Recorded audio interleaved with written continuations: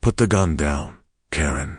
The words sliced through the warm afternoon air, sharp and cold as ice.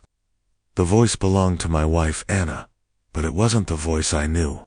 This wasn't the woman who debated paint colors with me or laughed at my terrible jokes. This was Special Agent Anna Riley, one of the FBI's most senior hostage negotiators. And in that instant, a switch had been flipped, standing on our perfectly manicured lawn. Trembling with rage and clutching a small silver pistol, was our neighbor, Karen Masterson. She had just declared herself the law on this lake, and for a moment, I think she actually believed it. The problem for Karen was that I'm an assistant United States attorney. This wasn't a neighborhood dispute anymore. This was a felony in progress, on a lawn full of federal agents. Karen thought she was laying down the law. In reality, she had just detonated her own life. If you've ever had a neighbor who thought their opinion was the law, drop a comment letting me know where you're watching from, because you need to hear this story. And like most stories of this kind, it all started with a dream. When we first moved to the lake, I thought we'd stumbled into some kind of HGTV fantasy. Picture-perfect log cabins, water so clear you could see the fish judging you for skipping the gym, neighbors who waved from their porches like it was a Folgers commercial. It was the kind of place where you half expect a golden retriever to trot by carrying a newspaper in its mouth. Then the HOA formed. Now, if you've never been blessed with the presence of a homeowners association, let me translate.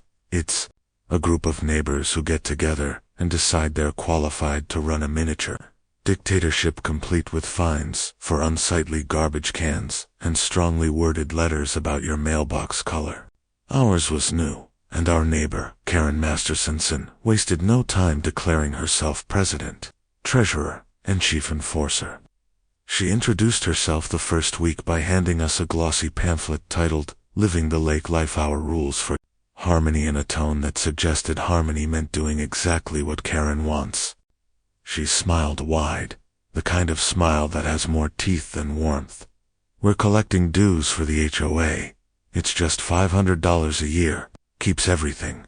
Uniform." Anna, my wife, was polite but firm. "We're not joining."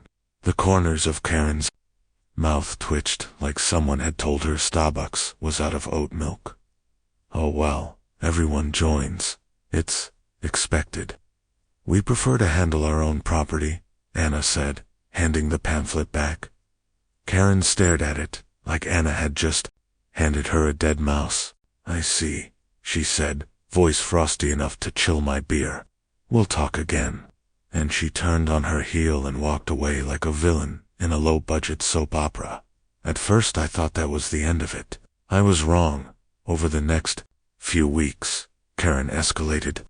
It started with little things: a note taped to our door about grass height compliance, a knock at dinner to inform us that our dock wasn't aligned with the community aesthetic, the occasional drive-by slow enough to make you wonder if she was measuring the mailbox from her car window. One morning, I caught her standing at the edge of our property line, arms crossed, staring at our shed like it owed her money. When I waved, she didn't wave back. She just made a note in a little leather-bound book and walked away. Anna never flinched. She'd smile, say "Good morning, Karen," and go about her day. I assumed she was just ignoring it out of stubbornness. What I didn't realize, what Karen definitely didn't realize, was that my wife wasn't ignoring her at all. She was studying her, cataloging her habits, reading her like a file.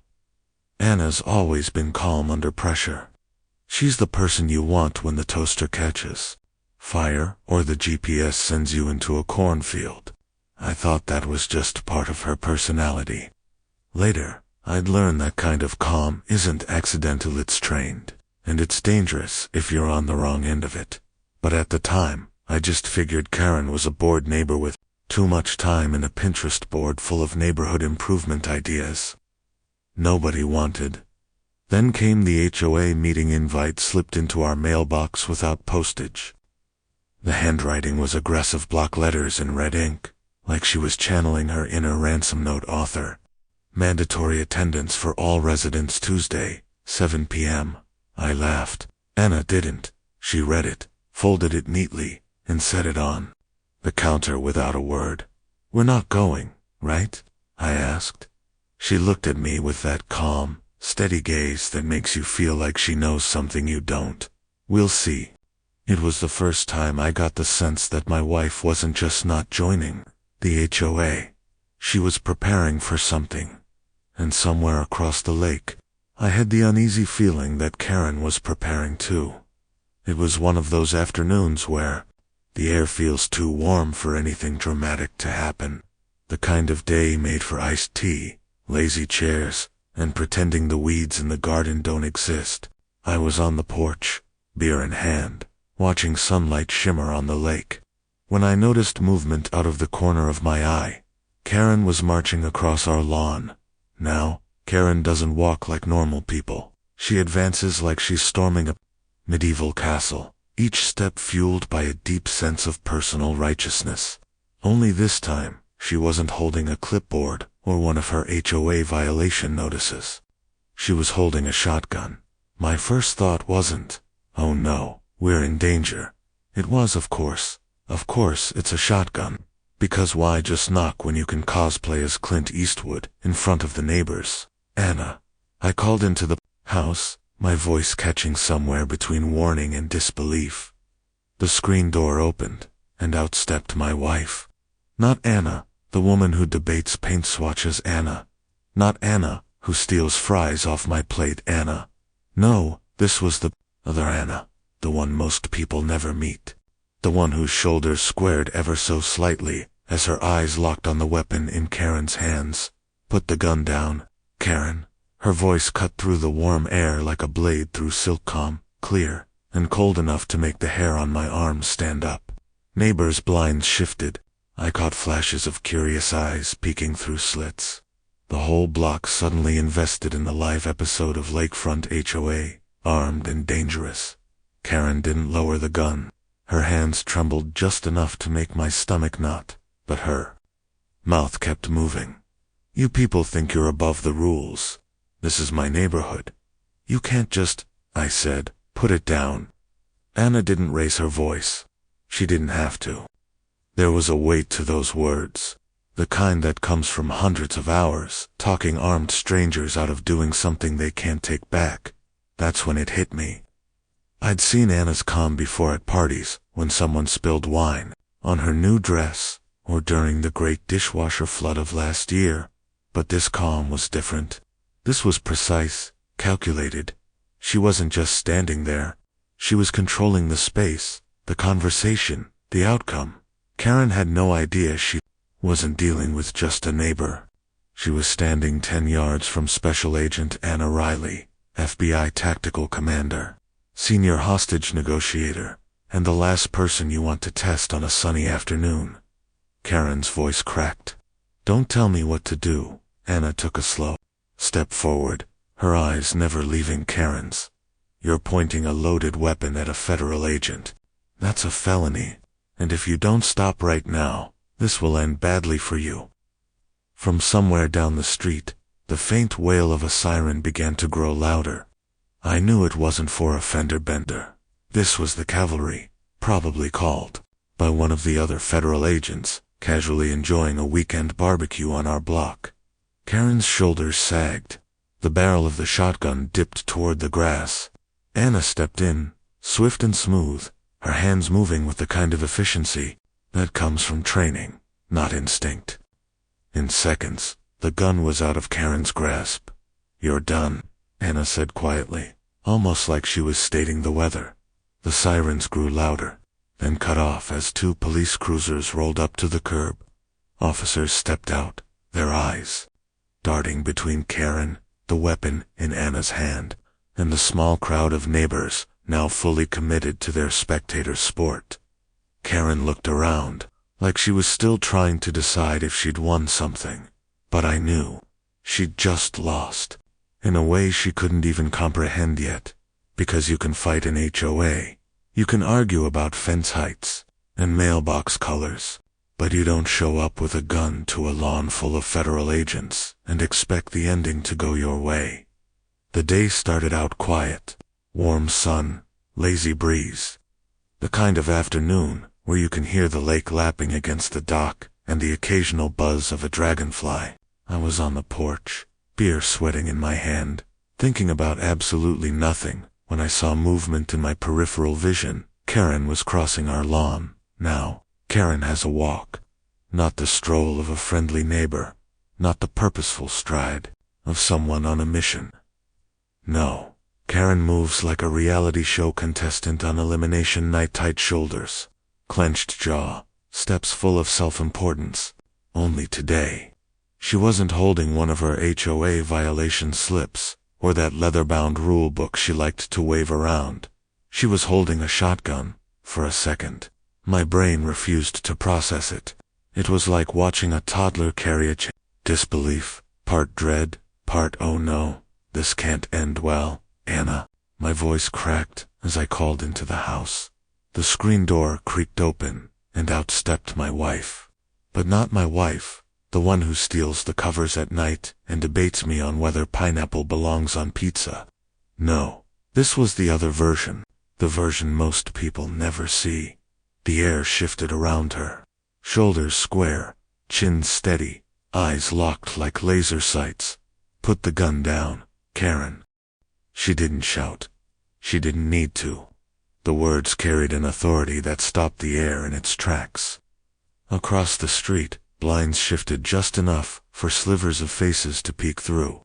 Somewhere, I imagined a neighbor whispering, "Oh my God, it's happening." Karen's grip tightened. "You think you can ignore the rules. You think you're better than the rest of us. You're pointing a firearm at a federal agent," Anna said, her voice calm but sharp as broken glass. "That's a felony. Put it down now." I'd heard Anna's calm before, when the smoke alarm went off at 2 a.m., when a car spun out in front of us on the highway. But this wasn't that kind of calm. This was precision, controlled, a slow tightening of invisible threads, until you realize you're caught in them. Karen had no clue she was standing 10 feet from Special Agent Anna Riley, FBI Tactical Commander, Senior Hostage Negotiator, and the last person you should test with a loaded weapon. "I'm not afraid of you," Karen snapped, but her voice wavered just enough to betray her. Anna stepped forward, one slow, measured pace. "You should be afraid of what happens next if you don't lower that gun." From down the block, a siren wailed, faint at first but growing louder. My stomach twisted. I knew it wasn't for a traffic stop. Word must have traveled faster than Karen's temper, because we had at least 4 federal agents living on this street, and weekends around here meant backyard grills and quick access to law enforcement backup. Karen's hands trembled. The barrel dipped toward the grass. Anna closed the distance like it was nothing, moving smooth, controlled, no sudden motions to trigger panic. In one practiced motion, she relieved Karen of the shotgun and stepped back. "It's over," she said, voice flat. 2 police cruisers rolled to a stop out front, sirens cutting out. Doors opened, officers stepping onto the curb, eyes flicking between Karen, the weapon in Anna's hand, and the growing crowd of spectators. Karen glanced around like she still had a chance to salvage this. She didn't. Whatever story she thought she was in, the ending had been rewritten the moment Anna stepped outside. Because here's the thing: neighbors can argue about lawn care. They can squabble about mailbox colors, or how many flamingos are too many in a yard. But the second you bring a gun into it, you're not in an HOA meeting anymore. You're in federal territory. And on this lawn, on this day, Karen had just lost to the wrong neighbor. Anna didn't just stand there. She settled into the kind of stance that says, "I'm not moving until you do exactly what I want." Her shoulders angled slightly, her weight balanced, her eyes fixed on Karen with laser focus. If you've ever seen a cat watch a bird from 10 feet away, that was the energy. Come patient, but ready to pounce the second the opportunity came. Karen kept shifting her grip on the shotgun, like she was trying to convince herself she was still in control. She wasn't. Anna was reading her like a case file, every twitch, every flicker in her voice, every dart of her eyes catalogued in real time. I could almost see the invisible checklist in Anna's head: emotional state, physical stance, weapon handling, possible escape routes. "Karen," Anna said, her tone warm enough to pass for friendly, but with just enough steel underneath too. "Stop a train, you're angry, I get that. But this," she nodded toward the gun, "this is going to ruin your life in ways you can't come back from." Karen's breathing was uneven, her jaw tight. "You people think you can just can talk about whatever you want," Anna interrupted smoothly, "but not while you're holding that weapon." She was closing the distance so subtly, it was almost hypnotic. One step, pause, another step. Her hands were relaxed at her sides, no sudden moves, nothing to trigger Karen's instinct to tighten her grip. Every inch Anna gained was deliberate, like she was laying out invisible stepping stones across a river only she could see, from somewhere down the block. The sirens grew louder, closer. Not frantic, not rushed, just steady, like a drumbeat, announcing the inevitable. I knew they weren't just bringing local police. Half our neighbors were either retired or active feds, and Saturday afternoons around here often meant beer in one hand, badge in the other. "Karen," Anna said again, voice steady as a metronome, "you're pointing a loaded gun at an FBI tactical commander. That's me. Which means, in about 30 seconds, you're going to have a lot more people on this lawn, and every single one of them is going to tell you to do the same thing I'm telling you now. Put it down." Karen blinked, like she'd just heard the words for the first time. FBI tactical commander. Her gaze flicked toward me, maybe looking for confirmation. I didn't say anything. I just let the truth sit there between them, heavy as an anvil. Anna took one last step, now close enough to reach the gun if she wanted. Her tone softened, almost conversational. "You can walk away from this without cuffs, Karen, but that window's closing fast. What do you want to do?"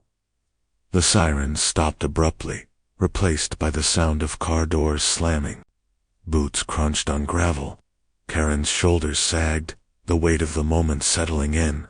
The shotgun's barrel dipped toward the ground. That was all Anna needed. In one clean motion, she stepped forward, took hold of the weapon, and turned it away from both of them. It was so quick and controlled, it didn't even feel dramatic, more like someone quietly closing a door before a storm blows in. 2 uniformed officers appeared at the edge of the lawn, scanning the scene. Behind them, I spotted at least 3 familiar faces, from neighborhood cookouts guys, who'd been flipping burgers an hour ago, and were now very much on the clock. Anna handed the shotgun to one of the officers without ceremony, like she was passing over a bag of groceries.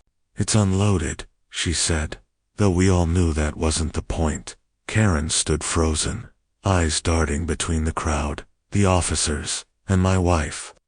Whatever bravado she'd walked in with had drained out completely. Anna didn't gloat. She didn't smile. She just stepped back, letting the professionals take it from there. And that was it. No shouting, no tackle, no movie-style showdown. Just precision, patience, and a woman who knew exactly how to end a dangerous situation before it spiraled. Karen thought she was in control when she walked onto our lawn. She didn't realize she'd stepped into a game she had no chance of winning, against the one person in the neighborhood who never plays to lose. The sound of handcuffs clicking shut was strangely anticlimactic. No yelling, no dramatic last stand, just a dull metal snap, and the look on Karen's face as it all sank in. She wasn't in charge anymore. She wasn't the self-appointed sheriff of our cul-de-sac. She was a middle-aged woman in a denim shirt, being led to the back of a police car for felony assault and brandishing a firearm. The neighborhood was out in force now, pretending to check their mail or water the lawn while absolutely gawking.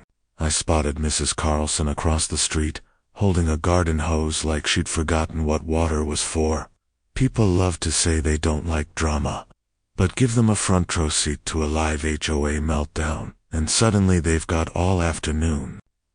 Officers worked methodically. One read her rights. Another bagged the shotgun as evidence.